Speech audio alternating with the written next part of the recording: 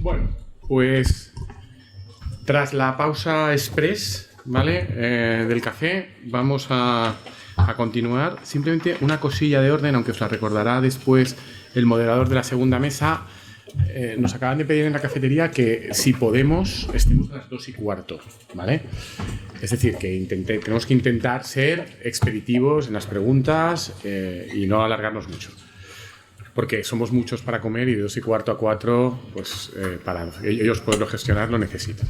Bien, la segunda mesa ya de contenidos académicos del Congreso es sobre el alcance de esta propuesta de regulación europea que está a punto de ser aprobada, ¿vale?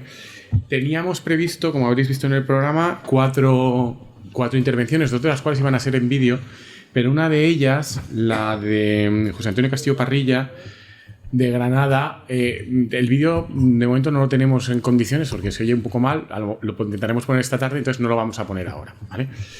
Contamos con, por un lado, a mi izquierda, Alfonso Ortega Jiménez, que yo creo que lo conocéis también muchos de vosotros, y es profesor de Derecho Internacional Privado en la Universidad Miguel Hernández. Y a mi derecha, con Lorenzo, que lo conocéis todos, es el coorganizador y alma fundacional del Congreso, catedrático de Derecho Constitucional aquí, activo en cientos de iniciativas desde hace muchos años relacionados con la digitalización y sus consecuencias jurídicas. Les doy paso sin más y después veremos el vídeo de Ángel Gómez de Ágreda, porque él no ha podido venir y nos ha enviado un vídeo. ¿Comienzas tú, Alfonso? Todo tuyo. Pues muy bien, pues buenos días a todos y a todas. Unas primeras palabras, por supuesto, de agradecimiento a los organizadores de este Congreso Internacional, a la dirección del Congreso, a Lorenzo, a Andrés y a Jorge, y a Pere también por la parte de la segunda parte que tiene el Congreso, que es el tratado sobre el Reglamento Europeo de Inteligencia Artificial. Yo estoy encantado de estar de nuevo aquí en la Universidad de Valencia. Siempre he venido para cosas de internacional privado, por tanto venir a una cuestión más de derecho público pues me llena también de felicidad. Bueno, a mí me han pedido, en su momento me pidieron que hablase, que me encargara de las cuestiones relativas al ámbito de aplicación territorial, ¿no?, del Reglamento Europeo de Inteligencia Artificial, ¿no?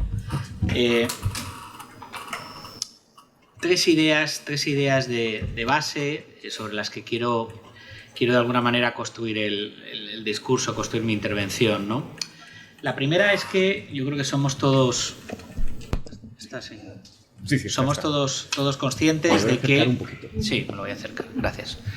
Somos todos conscientes de que el reglamento de inteligencia artificial, pues de alguna manera es uno de los elementos más representativos de ese nuevo modelo regulatorio europeo, ¿no?, desplegado por la Unión Europea para legislar actividades en el entorno digital. Ya lo dijo la presidenta de la Comisión Europea en julio de 2019, cuando decía que en esa comunicación de configurar el futuro digital de Europa, que el objetivo general consistía en conseguir que la transición digital pudiera redundar en beneficio de todos, dando prioridad sobre todo a las personas y abriendo nuevas oportunidades a las empresas.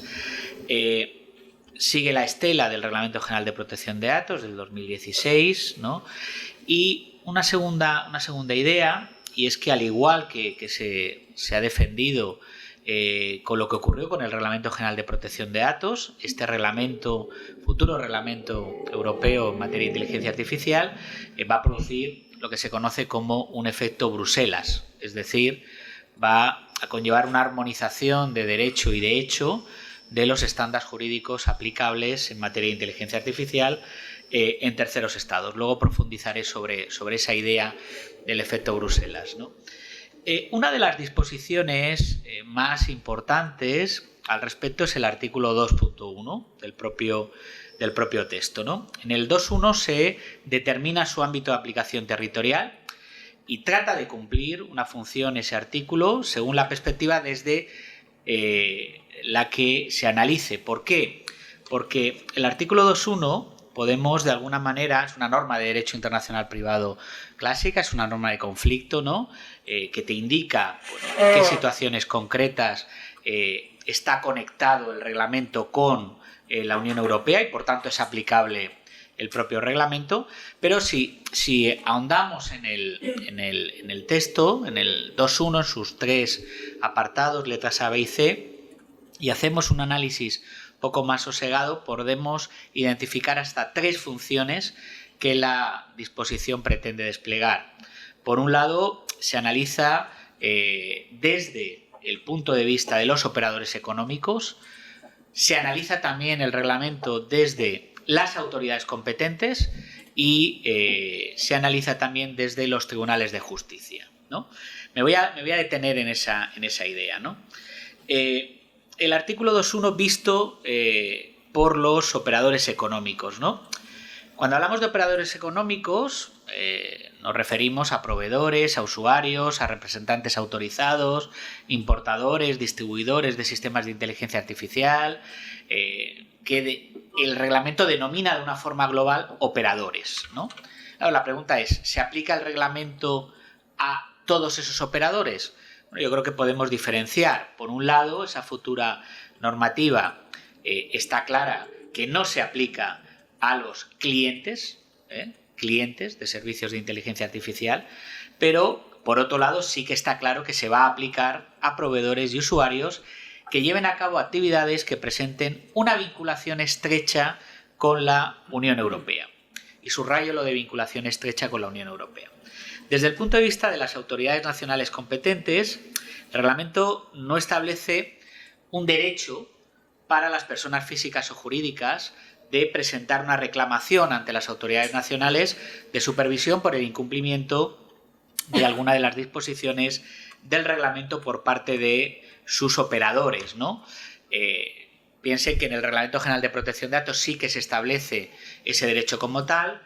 En el debate, el Parlamento Europeo introdujo un 68A, un artículo 68A, que podría ser la puerta para poder introducir en el texto un derecho a presentar una reclamación, ¿no? Derecho a presentar una reclamación por el incumplimiento de alguna de las obligaciones que puedan recogerse dentro del propio texto del reglamento, ¿no?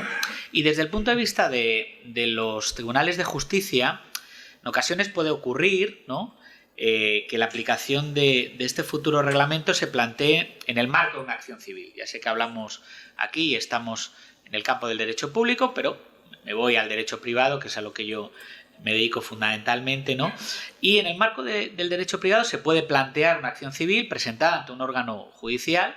Pues piensen, por ejemplo, como consecuencia de una exigencia de responsabilidad civil extracontractual derivada del funcionamiento defectuoso de un sistema de inteligencia artificial.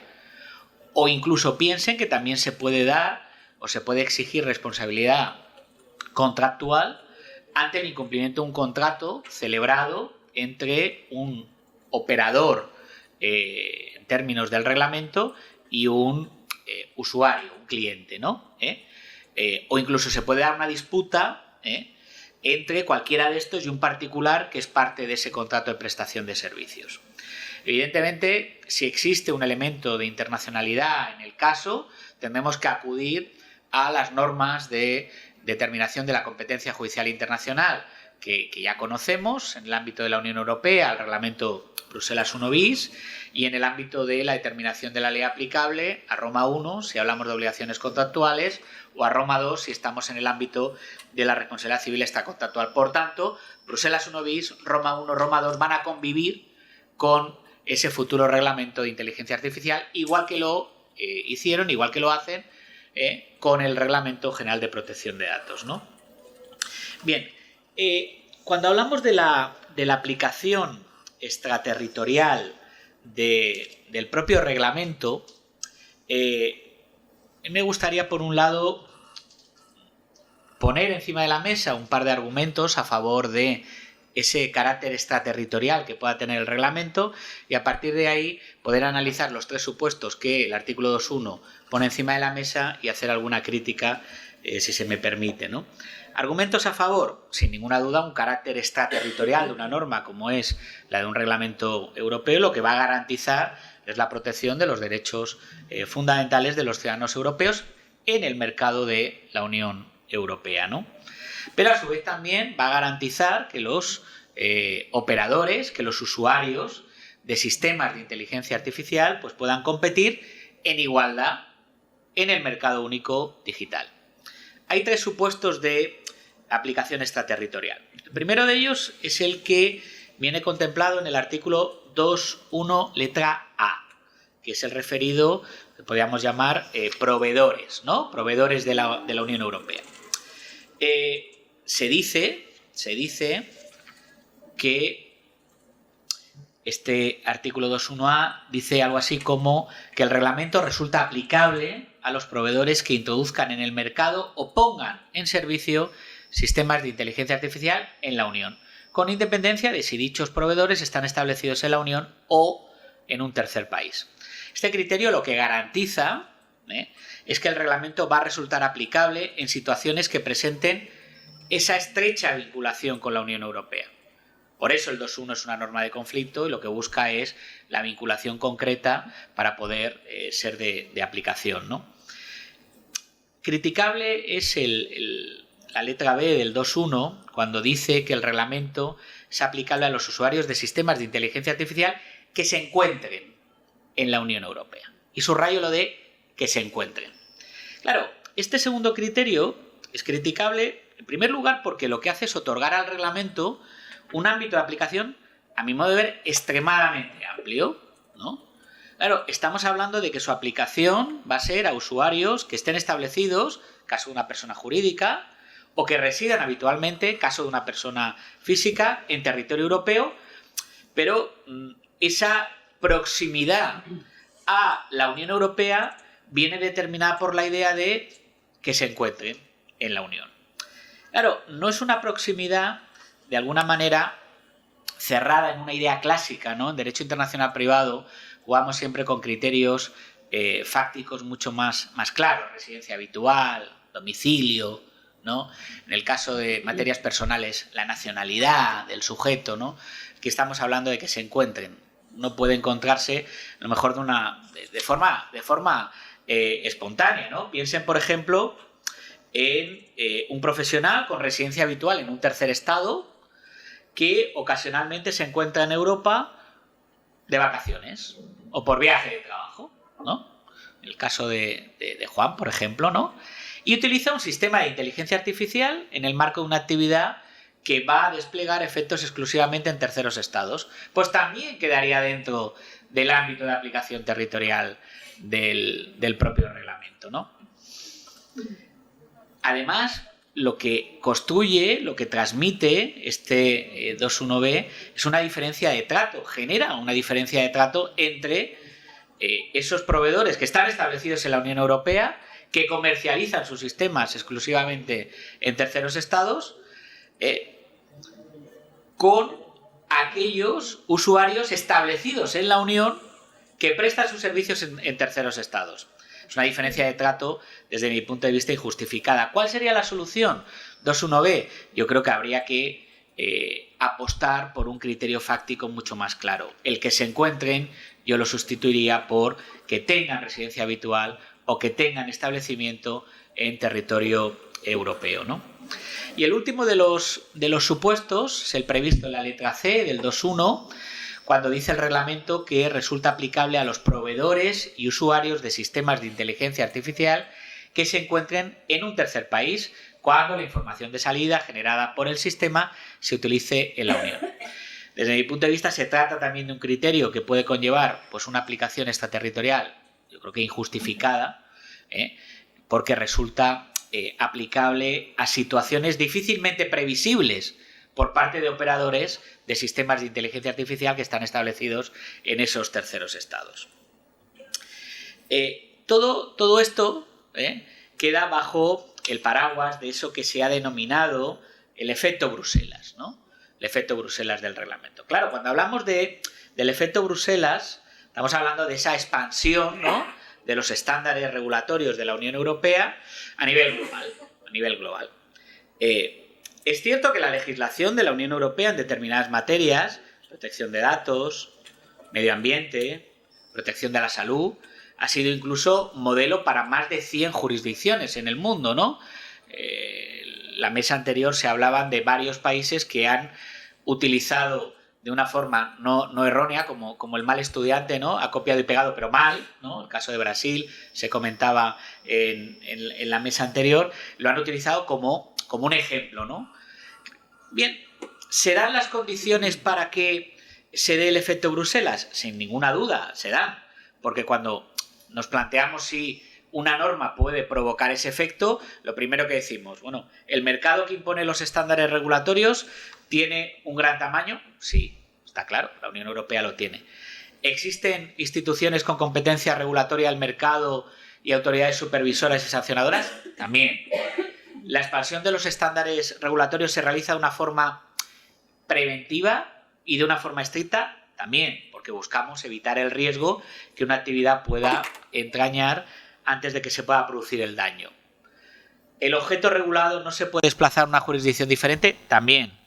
Y resulta aplicable a actividades de las empresas que son indivisibles.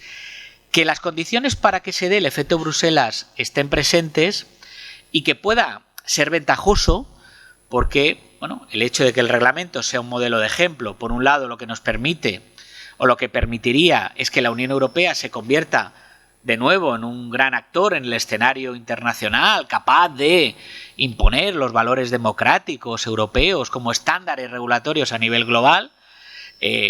También protege a los ciudadanos europeos, sin ninguna duda, porque se garantizan que sus derechos en sus actividades en terceros estados van a recibir una protección similar a la que tienen en la normativa europea. Eso no significa que esas ventajas o esos beneficios sean absolutos. Yo creo que hay que relativizarlos, ¿no? Hay que relativizarlos. Desde mi punto de vista, ese efecto Bruselas, por un lado, lo que provoca, esa expansión regulatoria, hay que ponerla de alguna manera en consonancia y, en primer lugar, no olvidarnos que hay que buscar un equilibrio entre lo que es garantizar la seguridad de los productos y los derechos fundamentales y, por otro lado, garantizar la seguridad jurídica para facilitar la inversión e innovación en inteligencia artificial. El equilibrio. La segunda idea. Ese efecto Bruselas puede provocar un efecto contraproducente, y es que las empresas europeas tengan que inscribir sus sistemas de inteligencia artificial en las bases de datos habilitadas y que tengan que nombrar representantes autorizados en cada uno de esos terceros estados en los que se vayan a comercializar o se vayan a poner en servicio sus sistemas de inteligencia artificial. Y luego, por otro lado, desde mi punto de vista, provoca también una extensión, yo la he llamado involuntaria, de los valores europeos. Porque si la Unión Europea lo que busca es regular el mercado interior, con el reglamento europeo de inteligencia artificial y su efecto Bruselas, lo que regulamos es el mercado exterior, no el mercado interior, ¿no? Llego al final de mi intervención con algunos pensamientos en voz alta a modo de reflexiones, ¿no? Y luego en el debate podemos hablar si hay tiempo, ¿no? Sin ninguna duda, el reglamento, en primer lugar, se configura como un nuevo estándar global regulatorio en materia de inteligencia artificial y lo hace gracias al ámbito de aplicación territorial extremadamente amplio que le da el 2.1, sin ninguna duda. En segundo lugar, esa aplicación extraterritorial del reglamento no siempre está justificada. Por los criterios de conexión con los que la Unión Europea ha construido el ámbito de aplicación, desde mi punto de vista, entre comillas, son escasos en muchas ocasiones, ¿no? Y en tercer y último lugar, yo creo que quizás, y un poco en la línea de lo que se ha comentado en la mesa anterior, ¿no? Quizás la Unión Europea tendría que haber apostado más por la vía convencional, bilateral o multilateral, para extender estándares regulatorios europeos más allá de nuestras fronteras. Yo creo que tendríamos un poco que apelar a la tradición europea, y la tradición europea en materia de política exterior, y es la búsqueda de consensos a través de negociaciones bilaterales o multilaterales. Creo que hubiera sido mucho más óptimo para garantizar el cumplimiento del reglamento por parte de proveedores y usuarios establecidos en terceros estados. Nada más. Muchas gracias.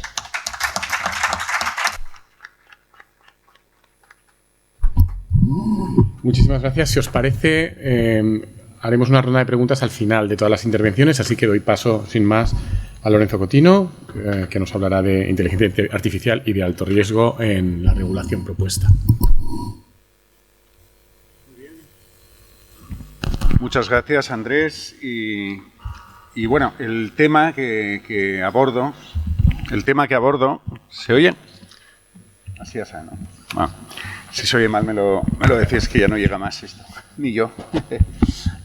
Bueno, el tema que me corresponde abordar pues son premisas de aplicación también de este futuro reglamento, como son esencialmente dos conceptos, el de inteligencia artificial y el de inteligencia artificial de alto riesgo.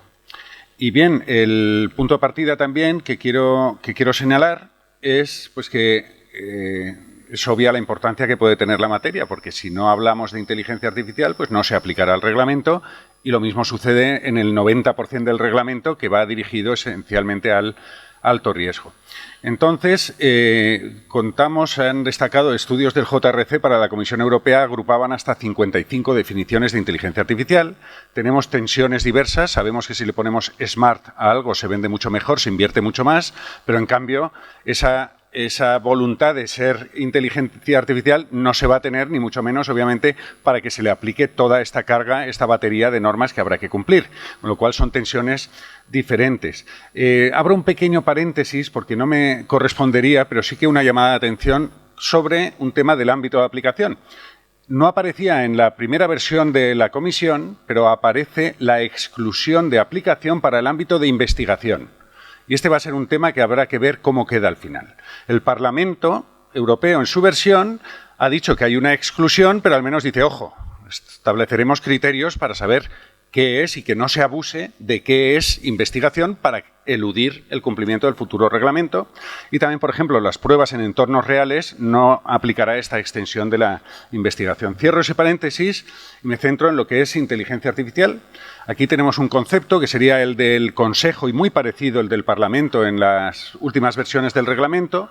Sistema diseñado para funcionar con un cierto nivel de autonomía. Luego iré desglosando algunos elementos básicos, basándose en datos e insumos que se pueden proporcionar o bien por personas o por máquinas, y que ese sistema infiere cómo lograr un conjunto determinado de objetivos que el ser humano le define, basándose en enfoques. Aquí luego detallaré las tecnologías, pero enfoques basados en aprendizaje, en lógica y conocimiento, y luego el resultado del sistema de inteligencia artificial produce, y esto es más nuevo por los sistemas generativos, es decir, será sistema de inteligencia artificial que utilice estas tecnologías y que genera o contenidos, predicciones, recomendaciones o decisiones que influyen en entornos. Ahora subrayaré, esta es, digamos, la última definición que se está manejando, y hay que señalar que, bueno, tenemos todos unos precedentes sobre las definiciones, desde sobre todo el año 2018 ya la Comisión de la Unión Europea establece alguna, se basan en las de la OCDE, esto es importante, el punto de partida es un poco para lograr el consenso las definiciones de la OCDE, pero ha pasado un fenómeno curioso. La OCDE acaba de modificar su definición hace un mes, para acomodarse a la última definición del reglamento de inteligencia artificial. Esto está bien, hay un diálogo entre definiciones, y esto hablamos del propio mes de noviembre. El grupo de altos expertos de la Unión Europea estableció también un documento con una definición en 2018, y tenemos pues, las distintas versiones del reglamento. Y hablaremos también pues, de Estados Unidos y otros agentes que están interactuando para la definición de inteligencia artificial. La OCDE ha hecho una definición que la podemos leer ahora, bastante relativamente sencilla, que hace algunos aportes. Sistema basado en una máquina que para objetivos explícitos o implícitos infiere, a partir de las entradas que recibe, generar resultados, predicciones, contenidos, recomendaciones, decisiones para influir en entornos físicos o virtuales. Bien, y siempre con un nivel de autonomía. Entonces han añadido pues, que el usuario, como nos pasa con ChatGPT, el usuario puede establecer indicaciones, las consecuencias pueden ser imprevistas, se generan contenidos y pues, que se recibe información del entorno y los resultados pueden ser para generar resultados. Como señalaba, el Joint Research de la Comisión Europea ha establecido no pocas definiciones, el grupo de altos expertos, y esto es interesante, hay una taxonomía común entre Estados Unidos y Europa, un grupo para elaborar conceptos comunes.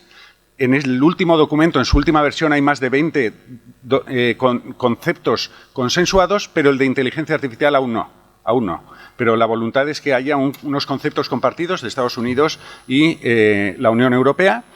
En la orden ejecutiva de Biden del 30 de octubre, pues se acude a un concepto normativo que ya lo tienen insertado en algunas normas. No voy a entrar en detalles, ya se aprecian muchos paralelismos con el concepto que hemos visto. Algunos elementos básicos a subrayar. Esencialmente, las técnicas empleadas. La primera versión de la Comisión Europea remitía el concepto a un anexo que hablaba de qué tipos de tecnologías usaría un sistema de inteligencia artificial. Ahora todo esto se ha reagrupado en el concepto que está en el artículo 3, pero básicamente se habla de aprendizaje automático, es decir, que ese sistema sea capaz de aprender a partir de datos sin ser programados explícitamente paso a paso. El aprendizaje, como sabemos, puede ser supervisado, con etiquetado humano, no supervisado, sin etiquetado humano o por refuerzo, por aprendizaje mediante ensayo y error. Los métodos para el aprendizaje automático pueden ser variados, como el aprendizaje profundo, el basado en redes neuronales, y dentro de las técnicas de lo que se llama aprendizaje, esto se explica también en los considerandos, incluyen las técnicas de razonamiento, sistemas IA que pueden razonar, que son más interpretables que los de otras formas de aprendizaje, la modelación predictiva, o los que incluyen también técnicas estadísticas, incluida la estimación bayesiana y métodos de búsqueda y optimización. Aquí sí que va a ser importante hilar fino, porque ya se señalaba antes por Juan Gustavo como una visión, creo que era la de Colombia, o la de, no sé si era la de Colombia o no, la que incluía el lenguaje simbólico, etcétera, pues podía tener efectos de considerar inteligencia artificial, lo que prácticamente pues es muy difícil que lo fuera. Los resultados, ya hemos visto qué tipos de resultados. Yo subrayaría siempre, intento subrayar que algún nivel de autonomía ha de haber siempre para operar sin intervención humana. Y luego un elemento básico es que los humanos definen los objetivos, pero no la forma de alcanzarlos. De hecho, el Joint Research de la Comisión Europea pues establece ejemplos de lo que no sería un sistema de inteligencia artificial, básicamente en la medida que esté predeterminado por el ser humano a la hora de dar los datos, fijar los criterios y establecer las condiciones para los resultados. Si no hay un grado de autonomía del sistema de inteligencia artificial para la forma de lograr los resultados, entonces no sería inteligencia artificial. Estos son algunos elementos a tener en cuenta. Bien, esta es la premisa. Inteligencia artificial, porque si no, no estará sometida al reglamento de inteligencia artificial. Pero el concepto sobre el cual el resto de la intervención me voy a centrar es casi el nuclear. ¿Por qué? Porque obviamente la premisa es que sea inteligencia artificial. De hecho, los sistemas de alto riesgo que ocupan, he dicho el 90, 95, pues buena parte de todo el reglamento, son las obligaciones que han de cumplir los sistemas de alto riesgo de inteligencia artificial.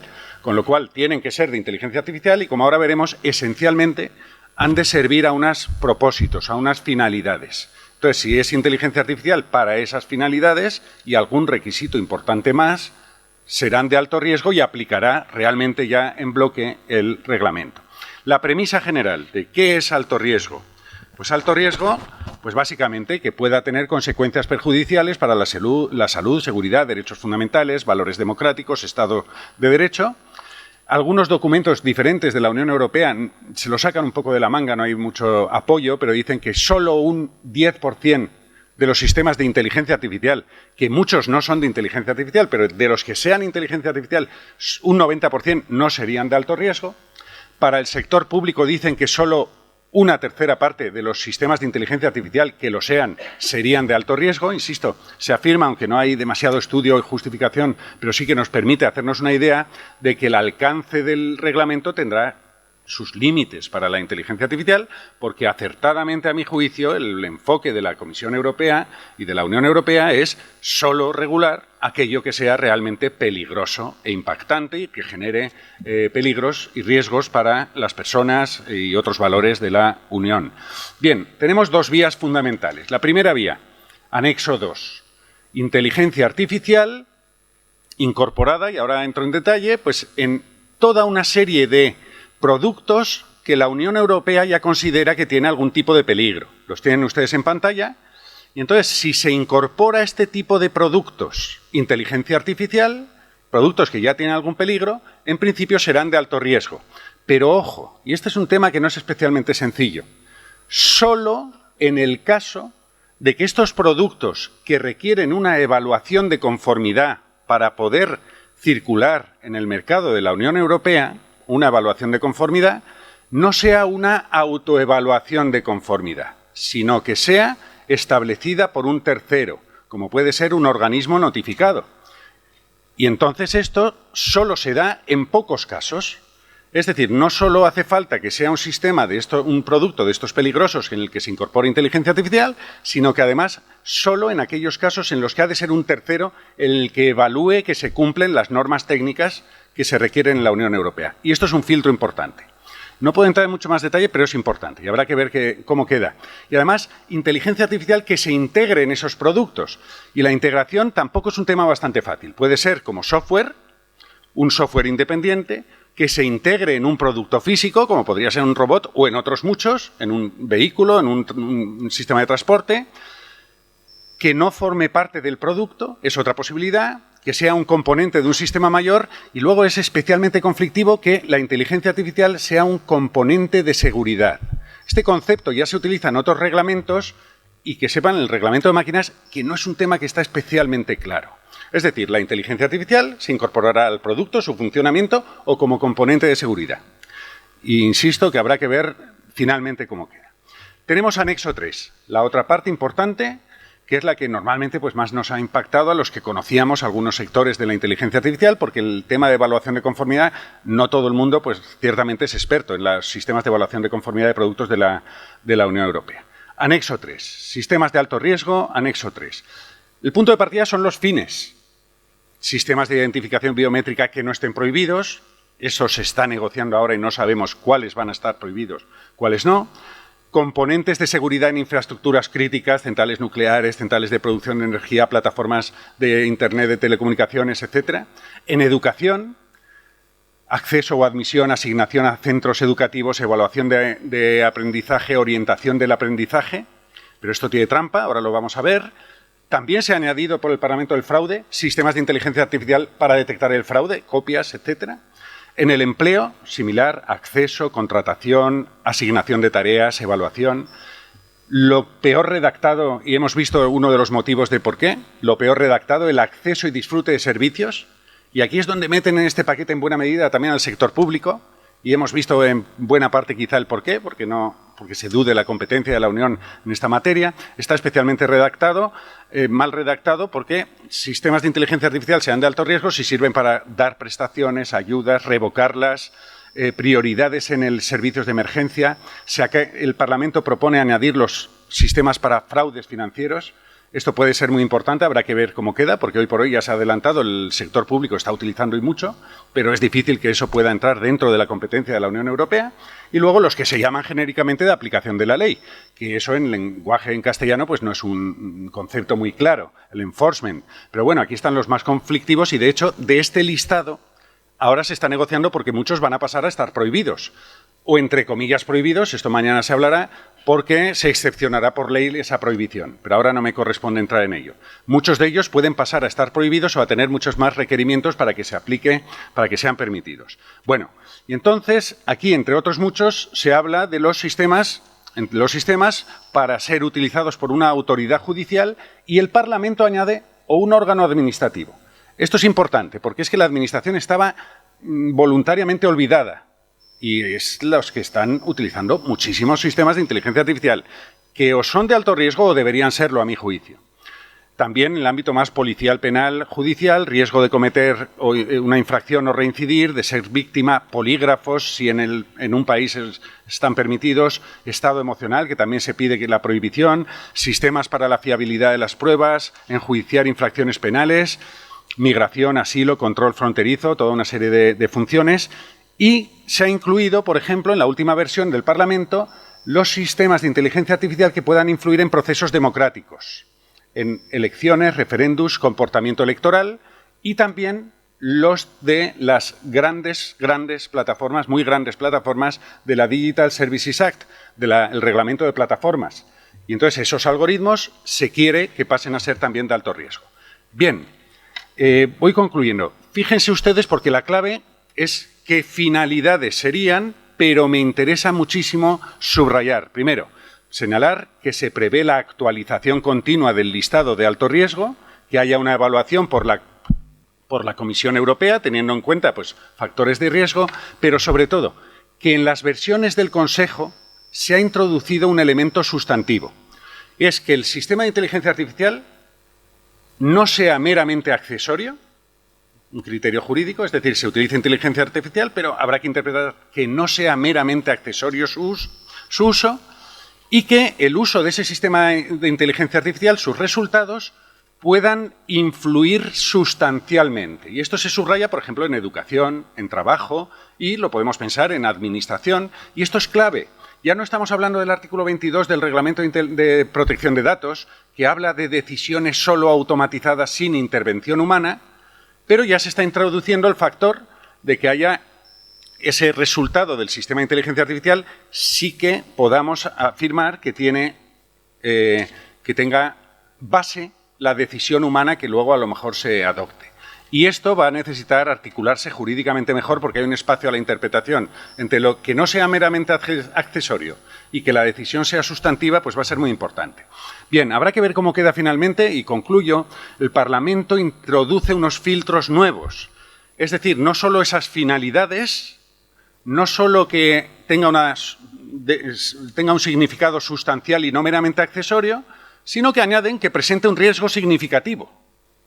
Entonces, claro, ahí lo que prevén más o menos es que la Comisión Europea establezca unas orientaciones para dejar más claro qué sistemas, pese a que sean utilizados para estas finalidades que hemos visto, cuáles realmente presentan riesgos. Y entonces incluso se habla de un sistema de que el fabricante, el productor, el proveedor, pues tenga la posibilidad de notificar su producto. Si en 3 meses no lo contestan, ponerlo en el mercado, pero si no se espera esos 3 meses, que sea sancionado por haber puesto un producto en el mercado que era de alto riesgo.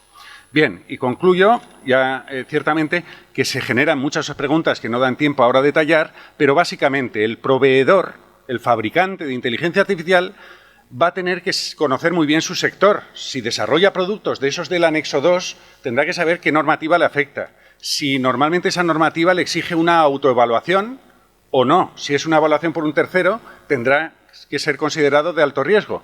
Pero incluso los que vayan a desarrollar estos sistemas o del anexo 3 tendrán que evaluar hasta qué punto su producto se puede utilizar como inteligencia artificial de alto riesgo. Porque tú puedes estar desarrollando un producto que no está pensado para esa finalidad y al menos preventivamente, esto no lo dice el reglamento, pero lo digo yo, preventivamente establecer un marco contractual diciendo, ojo, este producto no puede ser utilizado para las finalidades del anexo 3 o para ser incorporado en productos del anexo 2. ¿Por qué? Al menos tendrá que establecer un entramado contractual para eludir, si de verdad quiere eludir, el cumplimiento del reglamento de inteligencia artificial. Muchísimas gracias y perdón por un par de minutos de la sesión.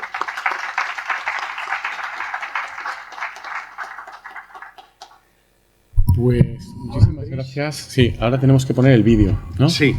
Pero lo tienes controlado tú, ¿no? Porque por el tema más afín, sería poner un vídeo que he comprobado que el audio no es muy bueno, pero me lo van a decir ustedes. El de Castillo.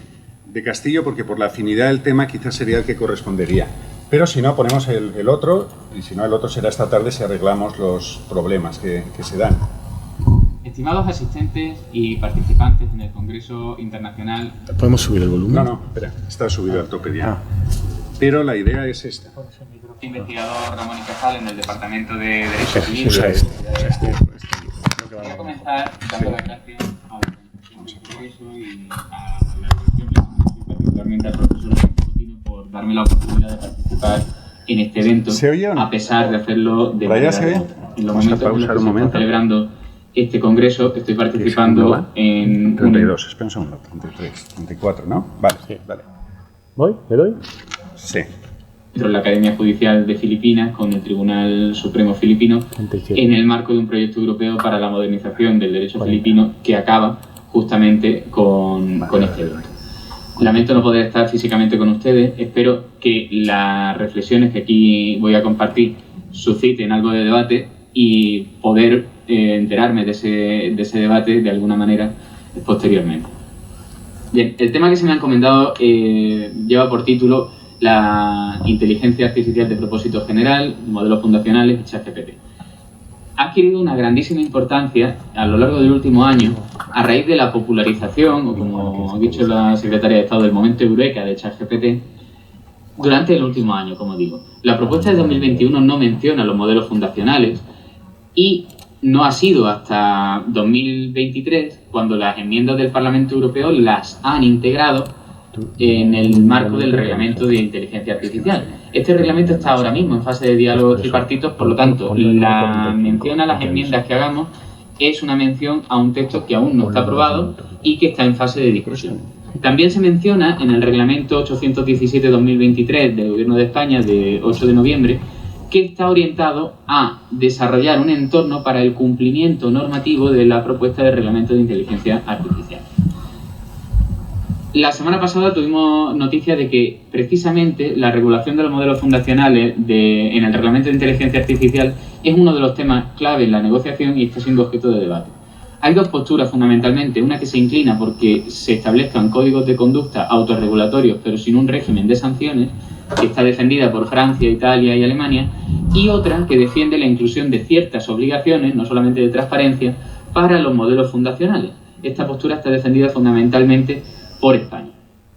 Existe consenso, en cualquier caso, en considerar que los modelos fundacionales no son sistemas de alto riesgo y este consenso se basa fundamentalmente en no entorpecer el propósito de la propuesta de reglamento de inteligencia artificial. Esto es, fomentar la innovación basada en inteligencia artificial, como dice el Considerando 71 y como podemos ver también en el título quinto, que precisamente lleva por título Medidas de apoyo a la innovación basada en inteligencia artificial. En esta ponencia voy a centrarme fundamentalmente en las reflexiones del Parlamento Europeo y añadiré puntualmente alguna referencia al Real Decreto 817-23 del Gobierno de España. Bien, antes de comenzar debemos distinguir tres conceptos: inteligencia artificial de propósito general, modelos fundacionales y ChatGPT. Comenzó a hablarse de la inteligencia artificial de propósito general en 1997, cuando el jugador de ajedrez, la inteligencia artificial conocida como el jugador de ajedrez, derrotó a Garry Kasparov en una partida de ajedrez. Esta inteligencia artificial es una inteligencia artificial estrecha, específica o machine learning, es decir, sistemas que sirven para un propósito concreto pero que lo saben hacer muy bien. Por contra, los sistemas de propósito general están destinados a que el proveedor del sistema pueda realizar funciones de aplicación general, reconocimiento de texto, imágenes, habla, generación de audios, etc.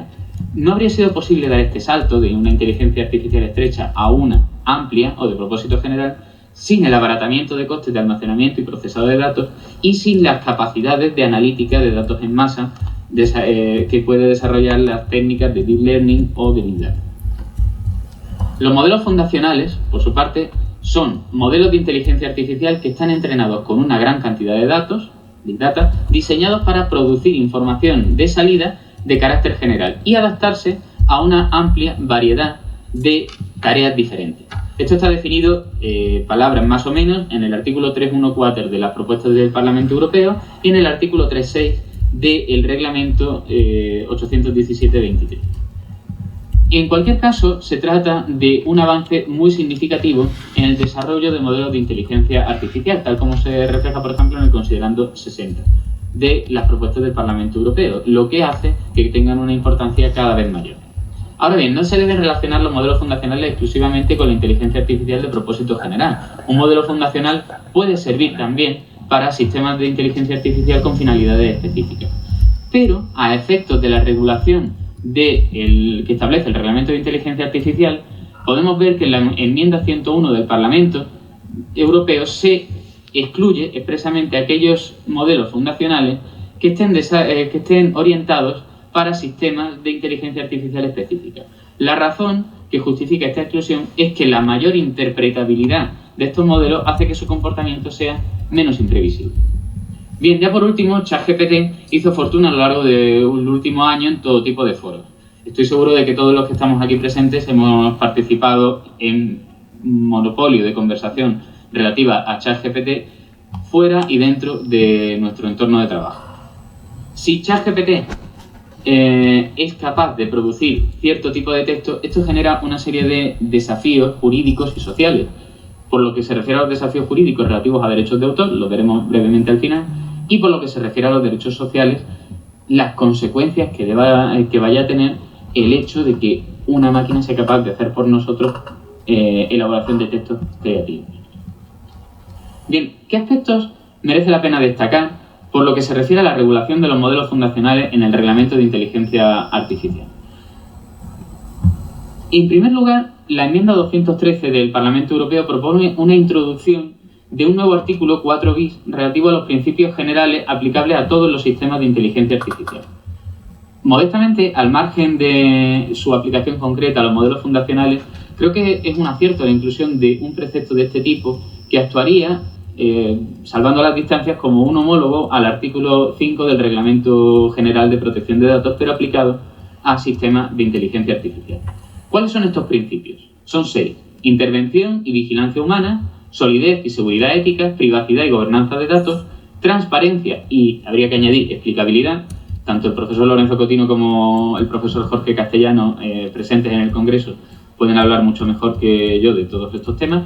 Diversidad y no discriminación y equidad, bienestar social y bienestar medioambiental. Bien, estos 6 principios resultan aplicables con carácter general. Sin embargo, en el caso de los modelos fundacionales, tienen que ser cumplidos por los proveedores o implementadores de los modelos fundacionales de acuerdo con los artículos 28 a 28 ter. Hay que señalar una parte importante en este punto, y es que los artículos 28 a 28 ter forman parte del título tercero, que está referido a los sistemas de alto riesgo. Si estamos de acuerdo, y así se ha destacado al inicio, que la negociación del Reglamento de Inteligencia Artificial por el momento tiene consenso respecto de que los modelos fundacionales no son per se sistemas de alto riesgo, esto es interesante a la hora de interpretar lo siguiente, y es que la regulación que está establecida en los artículos 28 a 28 ter de la propuesta del Reglamento de Inteligencia Artificial, de acuerdo con las enmiendas del Parlamento Europeo, es una regulación para los modelos fundacionales que se refiere exclusivamente a estos 3 artículos.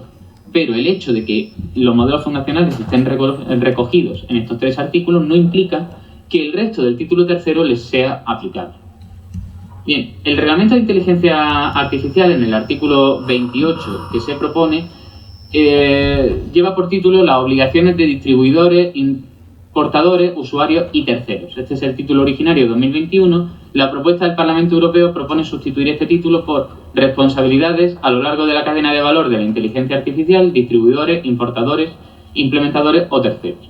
Aquí destaco 2 cosas brevemente. Primero, la mención al conjunto de la cadena de valor me parece acertada, ya que subraya tanto la importancia del proceso de producción de la IA como su aplicación posterior, pero me suscitan más dudas la sustitución del término obligaciones por el término responsabilidades y también la conveniencia de incluir un elenco pormenorizado de todas las partes implicadas. Bien, al margen de menciones puntuales que se desarrollan tanto en los artículos 28 como 28 bis, el grueso de las obligaciones relativas a modelos fundacionales se encuentra en el artículo 28 ter, que corresponde a la enmienda 399 del Parlamento y que lleva por título obligaciones, esta vez de nuevo obligaciones, del proveedor de un modelo fundacional. Estas obligaciones las podemos agrupar en 3 categorías. Obligaciones previas a la comercialización de un modelo fundacional, posteriores a su comercialización y específicas relativas a modelos fundacionales de IA generativa, esto es, ChatGPT, DALL-E, etc. Bien, respecto de las obligaciones previas a la comercialización de un modelo fundacional, estas obligaciones van a resultar aplicables al proveedor independientemente de que el modelo se facilite de manera independiente o integrado en un sistema de inteligencia artificial o en otro producto, tanto si se proporciona en el marco de licencias libres o de código abierto como si no.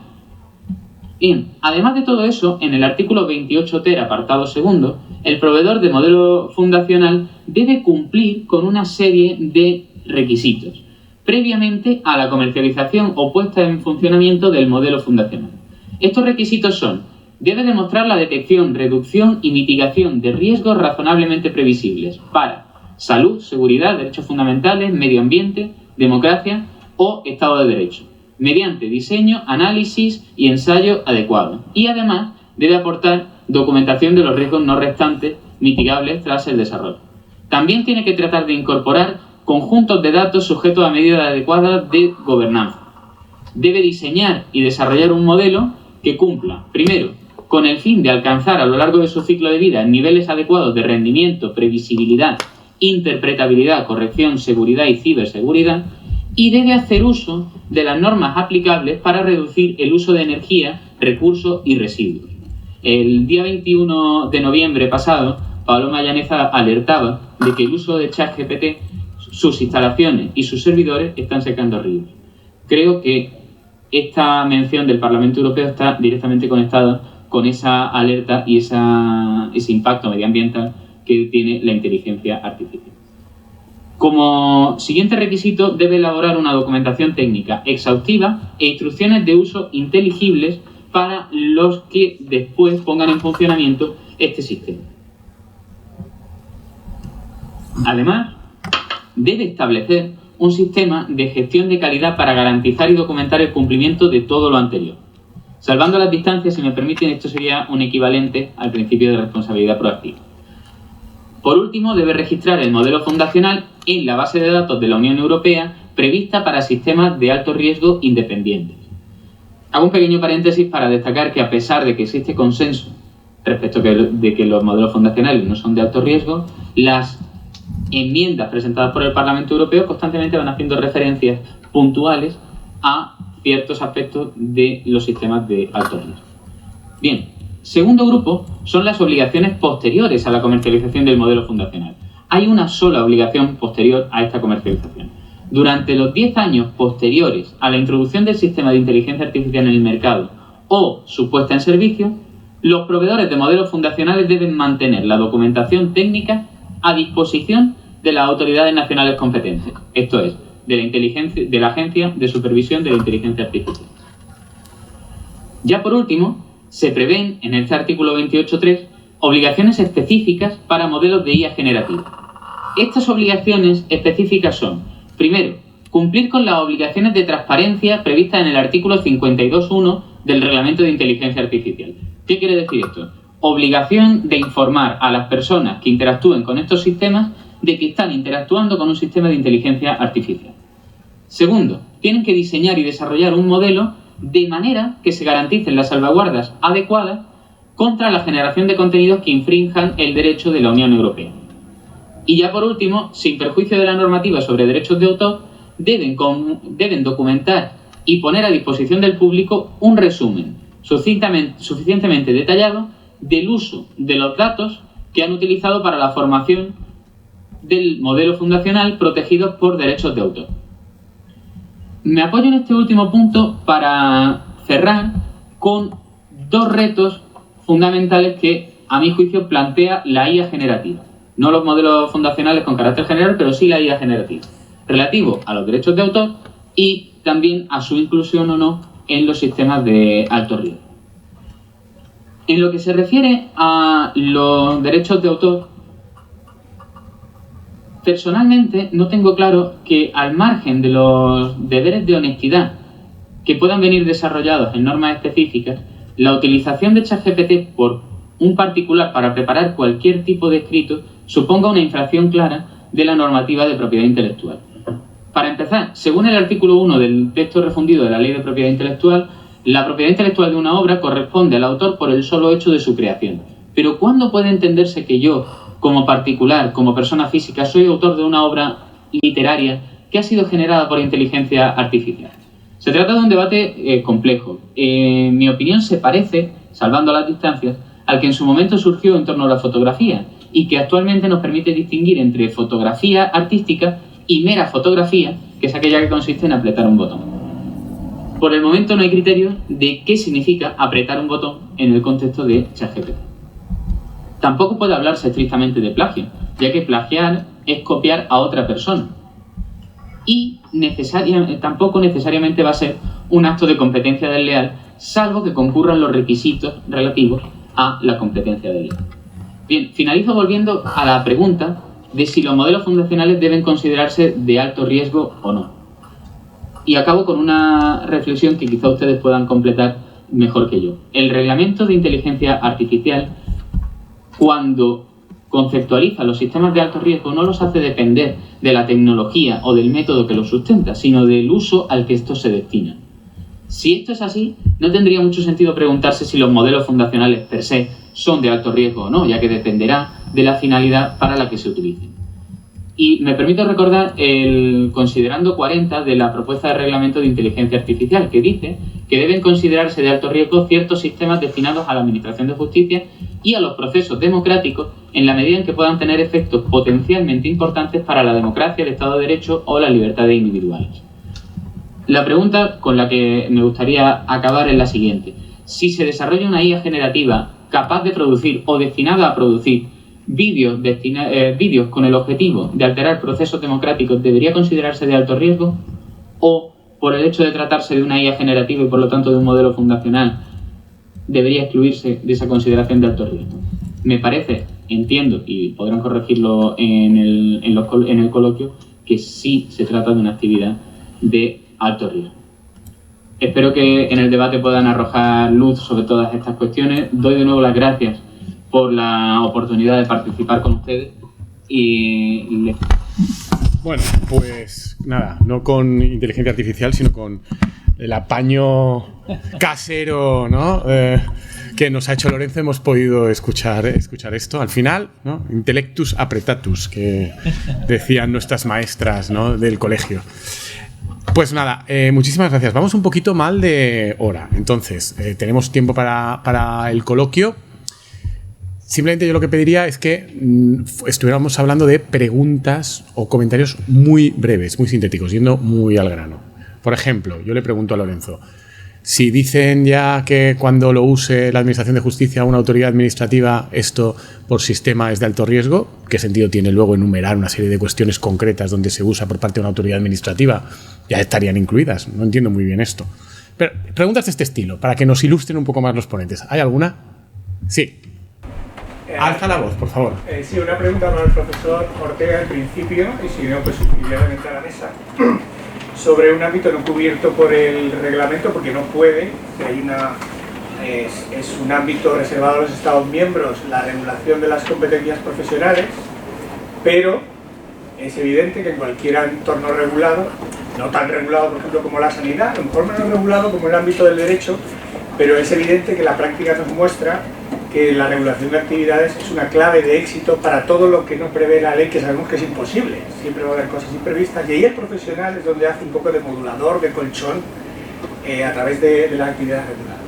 Entonces mi pregunta es, si es prudente y realista pensar en una regulación, con el reglamento que está claro que no puede estar, porque una imposibilidad material competencial, sino a largo plazo, de visión europea. ¿Es realista pensar en que no necesitamos ningún tipo de regulación de actividad profesional, aunque fuera muy puntual, relacionado con el alto riesgo, etcétera, etcétera? ¿O es imprudente y esto es un cuento de la lechera pensar que esto va a ser sostenible con la complejidad que tiene? Lorenzo nos ha dado muchas pinceladas de la complejidad que tiene esto solo en los sistemas de alto riesgo. Entonces sería la pregunta por ahí. ¿Prudente, no es prudente? ¿Es viable, no es viable? Gracias. Muchas gracias. Recogemos una pregunta también del profesor Corbalán y luego responde la mesa. Para Lorenzo, ahí recién el ponente afirmó que los modelos, espero que no haberlo notado mal, tenían mayor interpretabilidad que otros sistemas de IA y que por tanto eran menos imprevisibles. Me llamó poderosamente la atención porque la literatura dice lo opuesto. Son más cajas negras, son más imprevisibles, por eso alucinan. IA controlada probablemente no alucine. Entonces, al menos si no se usan transformers. Entonces, teniendo en cuenta esto y que los modelos generativos se pueden usar para todos los fines que la Unión Europea, que el reglamento define como finalidad, para todos esos, es literal, se han hecho pruebas para esos, ¿no sería un total contrasentido, prima facie, no considerar de alto riesgo a modelos que incluso tienen capacidad de alucinar y a su vez pedirle a una empresa que tenga que desarrollar una IA con una serie de requisitos y en realidad lo que están favoreciendo es que usen modelos y no las otras IA? Esta sería la pregunta.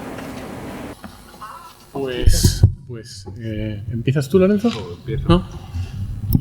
Bueno, por cuanto a las competencias profesionales, no sé exactamente muy bien la pregunta, pero no hay mucho tiempo para detallar, pero sí que creo que una regulación más sectorial hoy por hoy no sería necesario.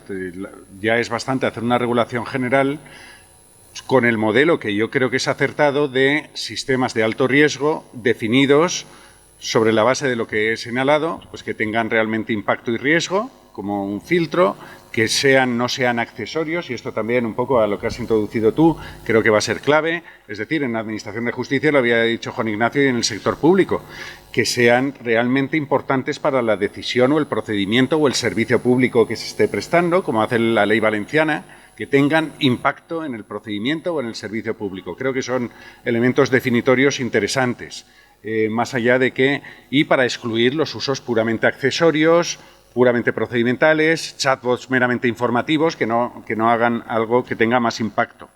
Eso, y entonces sí que creo, también es cierto que la regulación norteamericana o la futura regulación del Reino Unido va más a sectores específicos, a que se generen recomendaciones y orientaciones para el uso específico en cada sector, de manera más...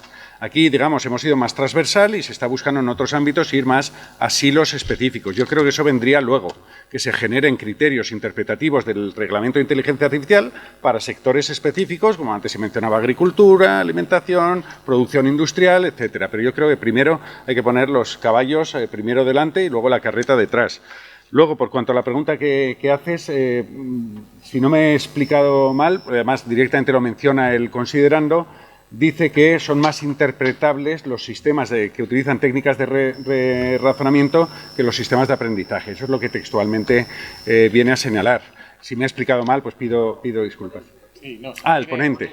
Bien, y luego es muy interesante lo de, no da tiempo a mucho más, pero los modelos fundacionales. No existían en la propuesta del Consejo, de la Comisión, empiezan a aparecer hace 1 año y medio, pero con el fenómeno ChatGPT ha sido básicamente el reglamento el que está proponiendo regulación. Y entonces en la regulación, yo sí que creo, y lo ha señalado bastante, ahora hay 2 bloques, el bloque un poco de España y el bloque de Italia, Francia y Reino Unido, que han acordado ser un poquito más light en toda la regulación que nos ha comentado Castillo. Entonces estamos en pleno debate. Esto pasó hace 2 semanas, que se reunieron, hace 10 días, se reunieron los ministros de estos 3 países y entonces ahí habrá que debatir.